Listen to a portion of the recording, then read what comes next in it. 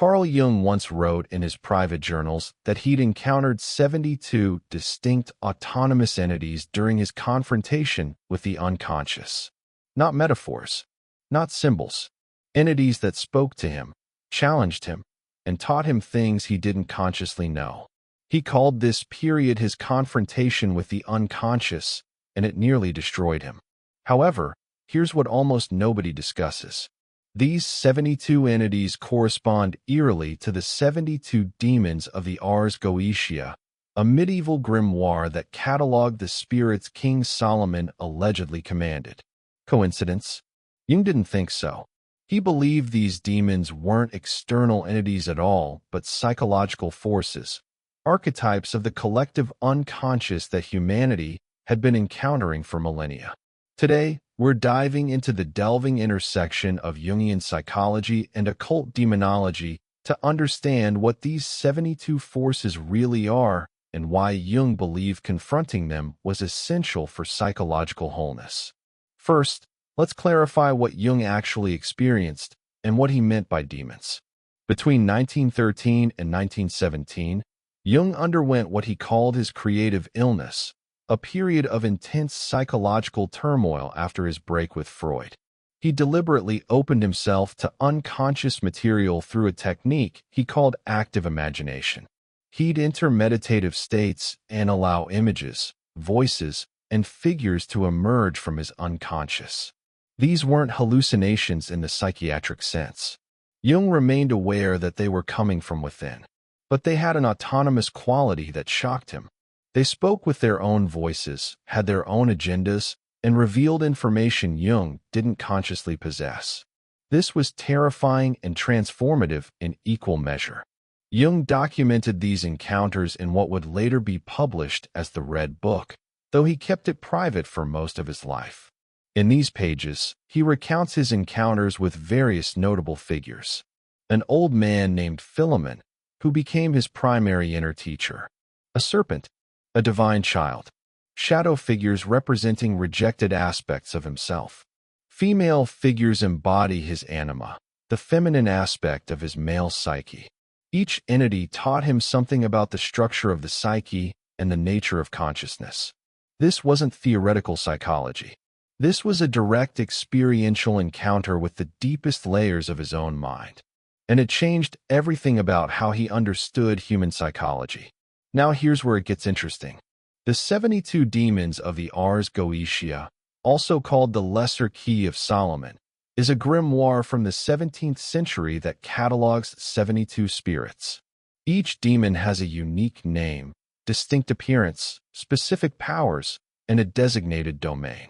King Solomon supposedly bound these demons and forced them to serve him. The grimoire provides instructions for summoning and commanding each entity. Traditional occultists believed these were literal spiritual beings. Jung had a radically different interpretation. What if these demons were archetypal forces in the collective unconscious? What if grimoires like the Ars Goetia were actually psychological maps disguised as magical texts? Jung believed that the collective unconscious contained universal patterns of human experience, which he referred to as archetypes. These aren't learned. They're inherited structures in the psyche that shape how we perceive and interact with reality. The mother archetype, the hero archetype, the trickster, the wise old man. These patterns appear in myths, dreams, and religions across all cultures because they're fundamental to human psychology. But Jung also recognized darker, more complex archetypal forces. The shadow represents rejected and repressed aspects of personality. The anima and animus, the contrasexual elements of the psyche. And beneath these, more primordial forces that religions and magical traditions personified as demons, angels, and gods. The 72 demons could be understood as a complete taxonomy of human psychological complexes and archetypal forces. Each demon represents a specific pattern, energy, and potential within the human psyche. Some represent ambition, lust, rage, and jealousy. Others represent wisdom, transformation, communication, and protection. They're not inherently good or evil. They're forces that can be destructive if unconscious and unintegrated, or powerful allies if recognized and worked with consciously. This is exactly what Solomon's binding of the demons symbolizes. Not literal magical control over spirits, but a psychological integration of unconscious forces. Let's look at specific examples. Baal, the first demon in the Ars Goetia, is described as teaching the art of invisibility and commanding 66 legions. Psychologically, this could represent the shadow's ability to conceal aspects of ourselves from conscious awareness, making parts of our personality invisible even to ourselves. The shadow commands legions of repressed memories, denied impulses, rejected qualities. Learning to work with this force, to see what's been made invisible, is essential psychological work.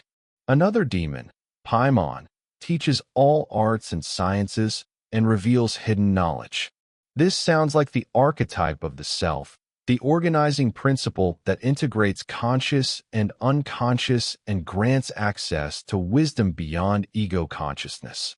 Jung found that when he engaged these unconscious forces through active imagination, they revealed genuine insights he hadn't consciously known. Philemon taught him about the reality of the psyche, specifically the distinction between the ego and the self. Other figures revealed aspects of his personal shadow, his unresolved father complex, and his relationship to the feminine. This wasn't just imagination. The unconscious was genuinely autonomous, genuinely other, even though it was part of him. This paradox, that we contain forces that are both us and not us, is at the heart of depth psychology. It's also at the heart of why ancient people personified these forces as demons and gods. They experienced them as others because they are different, just not in an external sense. The number 72 itself has significance across multiple esoteric traditions. In Kabbalistic numerology, it relates to the Tetragrammaton, the four-letter name of God. There are 72 names of God in Jewish mysticism, derived from verses in the book of Exodus. Jesus sends out 72 disciples in the Gospel of Luke. The number appears repeatedly in sacred geometry and ancient cosmology. Jung was deeply interested in numerology and synchronicity. He didn't think the number 72 appearing across traditions was random. He believed it reflected something about the structure of the psyche itself, that human consciousness might organize unconscious material into approximately 72 primary patterns or complexes. But here's the crucial question.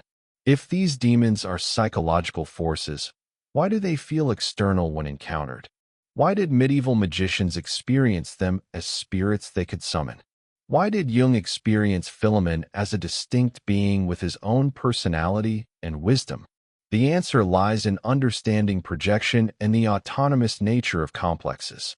When psychological content is unconscious, we project it outward. We experience it as coming from outside. Ancient people projected psychological forces onto the natural world, as well as onto spirits and gods. Modern people still do this, just in different forms. We project our shadow onto enemies.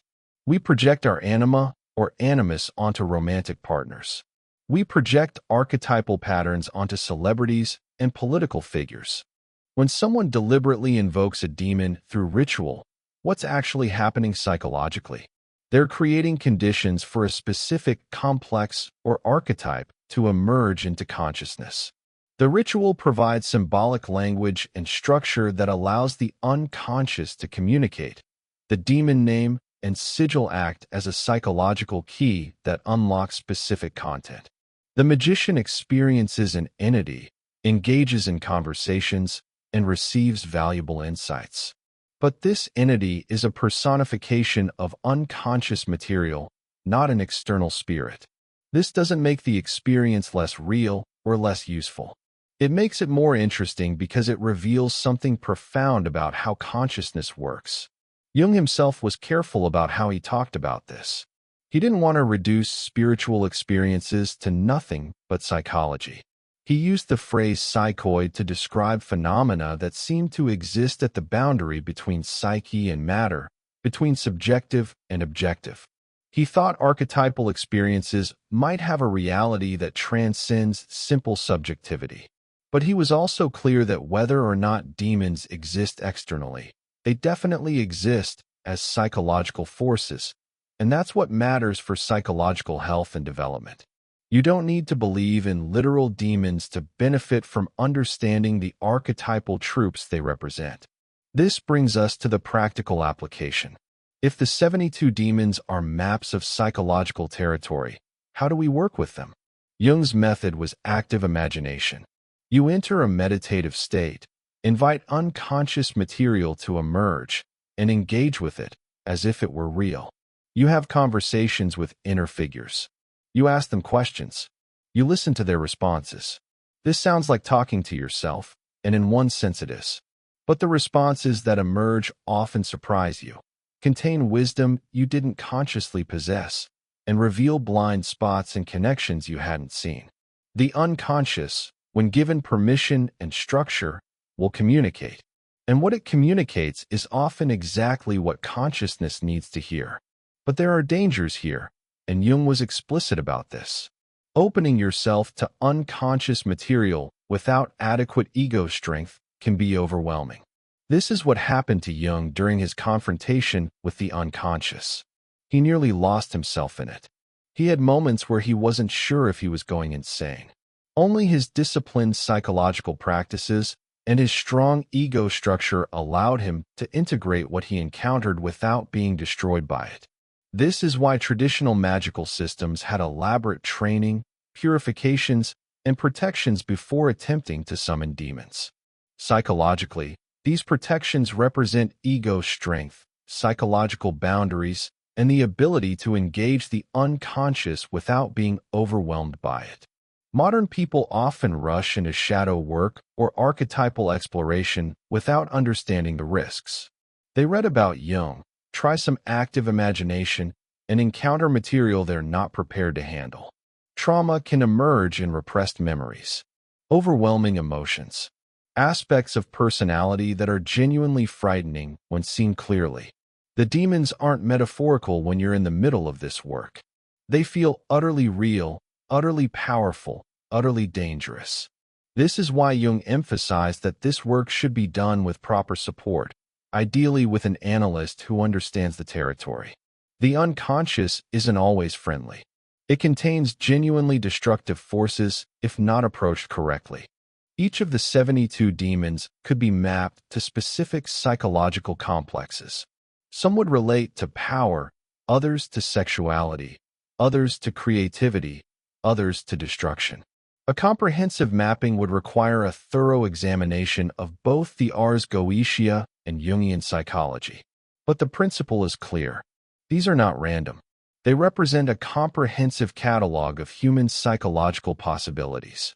Working with them means acknowledging and integrating the full spectrum of human nature, encompassing both the light and the dark, the constructive and the destructive, the conscious and the unconscious. This is what Jung called individuation, the process of becoming whole by integrating all aspects of the psyche. The forbidden aspect of this knowledge is that it challenges conventional religious and psychological frameworks. Mainstream Christianity sees demons as evil entities to be avoided or cast out.